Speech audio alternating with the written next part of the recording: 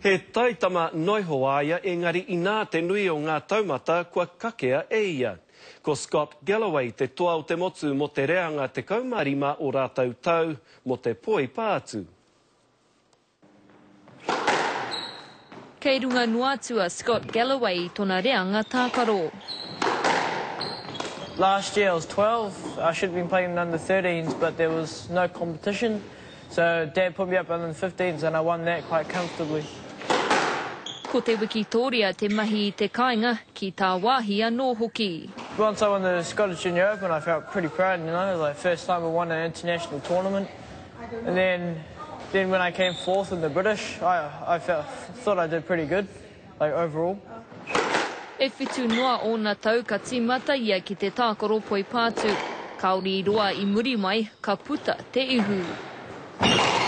He's the sort of boy that he likes to go 100 miles an hour, whatever he does. Aha koa he manu rere, kaore he huru hei hāpai atu I o nā haerenga. Kua riro mā te whānua nō tērā e kawe. Spent about 58,000 on travel and all my accommodation, everything for like overseas and around New Zealand. I strongly believe that I had to give Scotty the opportunity because I know our kids, Māoris do well in sport, so I needed to give him that opportunity, and he's grabbed it with both hands.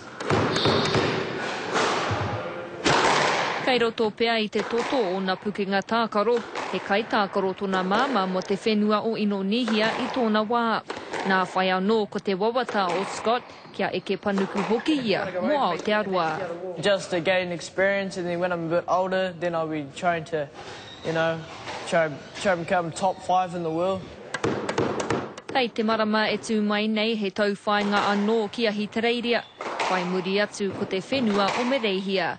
Irina Smith, Te Karere.